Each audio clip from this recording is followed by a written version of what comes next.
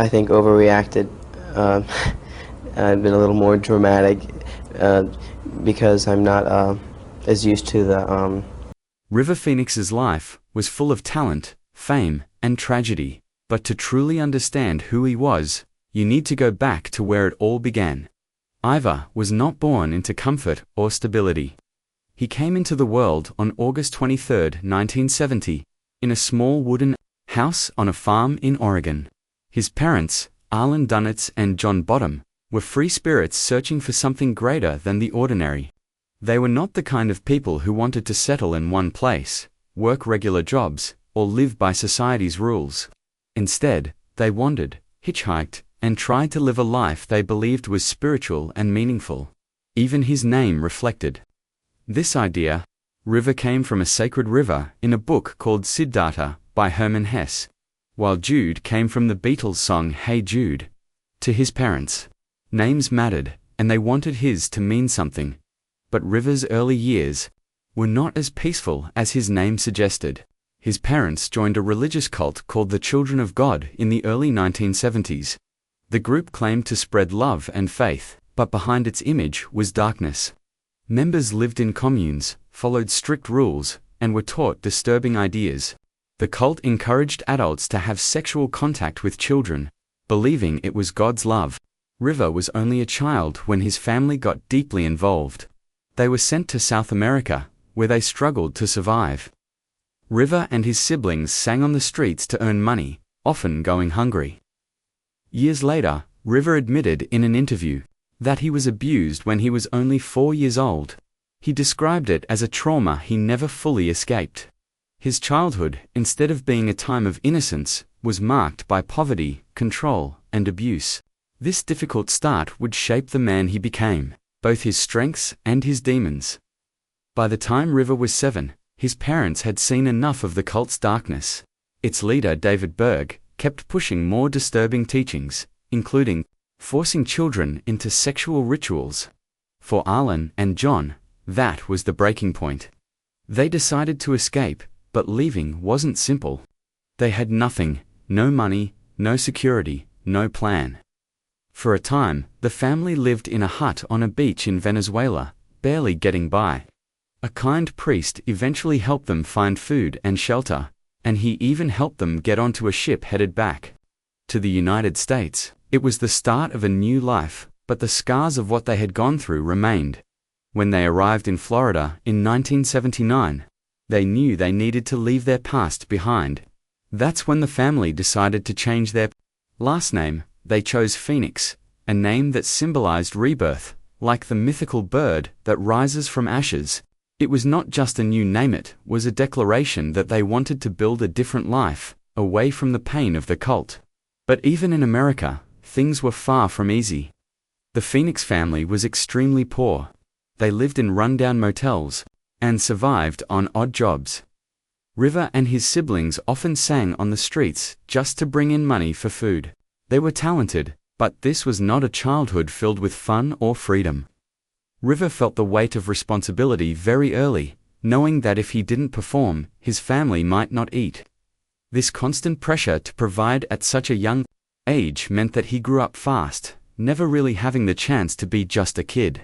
Such a young age meant that he grew up fast, never really having the chance to be just a kid. River's life took a turn when a Hollywood talent agent named Iris Burton saw him and his siblings performing music on the streets. She recognized their raw energy and decided to take a chance on them. Soon, River was acting in commercials and small television roles. He was only 10 years old, but he was already the main provider for his family. Acting wasn't a dream for him. At first it was survival. Each job meant food on the table.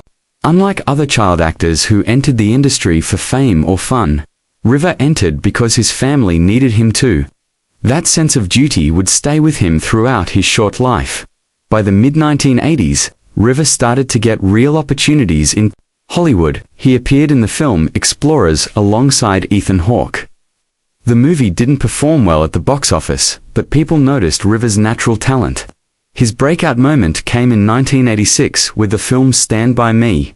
Playing Chris Chambers, a boy from a troubled family, River delivered a performance that critics and audiences loved. He was only 15, but he showed incredible emotional depth.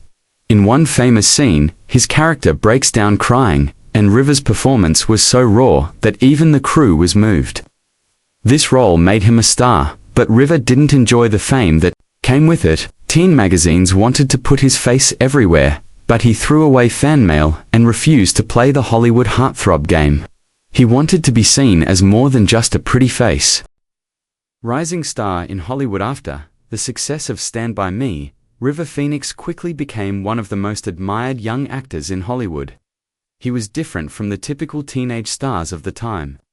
While others enjoyed fame and attention, River stayed away from Hollywood parties and preferred spending time playing guitar, writing songs, or hanging out quietly with friends. He had a natural charisma that made people notice him, but he did not want to be a celebrity.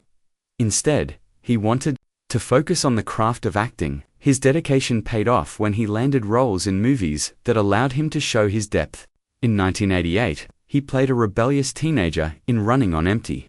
His emotional performance won him critical praise and even earned him an Academy Award nomination at just 18 years old. This was a huge achievement, as very few actors his age had been recognized at such a high level. River's approach to acting was unique. He often stayed in character, thinking deeply about the roles he played. Friends and co-stars said he had an intense seriousness about him when it came to work. He wanted every scene to feel real, every emotion to be honest. This commitment made him stand out from other young actors, and directors admired his focus. But while his career was growing, River was not interested in becoming a box office superstar. He avoided typical action roles or commercial projects, preferring independent and meaningful films. For him, movies were about art, not money. He believed that storytelling should move people and reveal truths about life. This mindset made him respected in Hollywood, but it also set him apart from the system that often cared more about profit than passion. Passion for music and activism while acting was River's main source of income. His true love was music. From childhood, he had been playing guitar and writing songs. He often said that if he had the choice, he would have preferred to be a musician full-time rather than an actor. In the late 1980s, River formed a band with his sister Rain, called Alicus Attic. The band never became hugely famous, but it was a creative outlet where River felt free. On stage, he was able to express himself in a way that acting sometimes didn't allow. He wrote songs about deep topics: environmental issues, spirituality, and human connection. His music was raw, unpolished, and heartfelt, just like him. Outside of the arts, River was deeply passionate about animal rights and the environment. At a very young age, he became a vegan and spoke out strongly against the mistreatment of animals. He refused to wear leather and would not eat anything that came from animals. This was long before veganism became popular, so he was seen as unusual, even extreme, at the time. He often gave interviews where he talked about the importance of protecting nature and living with compassion. For River, fame was not about personal gain, it was about using his voice to make the world a better place. Many fans admired him not just for his talent, but for his ideals and the way he lived. However, this also added pressure on him. He felt like he had to live up to a perfect image, and that pressure sometimes weighed heavily on his mind. The darkness behind the light and the outside, River Phoenix appeared to be a young man who had it all from talent, good looks, and respect. But behind the curtain, he was struggling. The trauma from his childhood never truly left him. Even though he rarely spoke about the abuse he experienced in the cult, it haunted him throughout his life. Close friends noticed that he carried a deep sadness, even when he was smiling. To cope with the pain, River began experimenting with drugs. At first, it was occasional and mostly within the Hollywood party scene, but over time, it became more frequent. River was known for his sensitivity, and drugs gave him a temporary escape from the heavy emotions he carried. Unfortunately, what started as casual use slowly became dangerous. Hollywood in the late 1980s and early 1990s was full of temptations.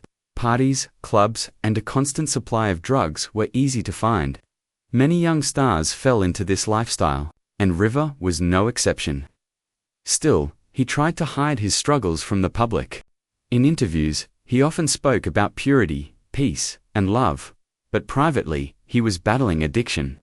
His friends and family worried about him, but River had a way of keeping his darker side hidden. He was also overworked, taking on acting jobs to support his family while also pouring energy into his band. This left him exhausted, both physically and emotionally. The combination of trauma, stress, and drugs created a storm that he could not escape. The final night River Phoenix's life came to a tragic end. On the night of October 30th, 1993, he was only 23 years old. That evening, he went to a club in Los Angeles called the Viper Room, which was partly owned by actor Johnny Depp. River was there with his younger siblings, Rain and Joaquin, as well as his girlfriend, actress Samantha Mathis. The night began with music and laughter, but things quickly turned dark. River had reportedly taken a mix of drugs, including cocaine and heroin, a deadly combination. Witnesses said he began feeling unwell inside the club and staggered outside to the sidewalk. What happened next was horrifying.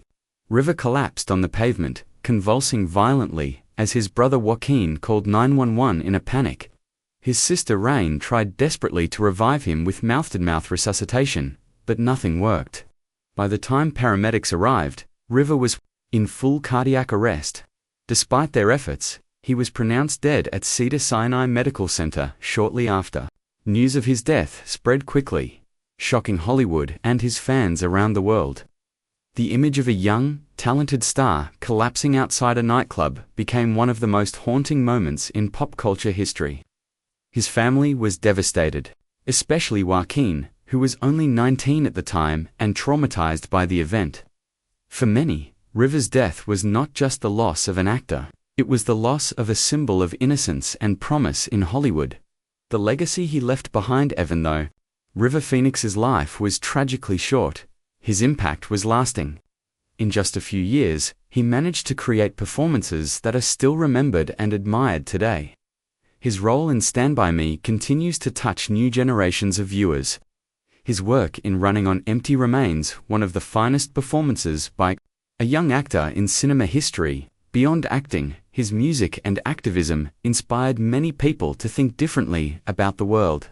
River showed that fame could be used for more than just money or popularity.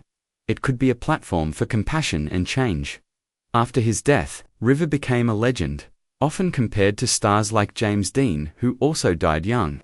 But unlike many tragic Hollywood stories, River's life was not just about drugs or downfall.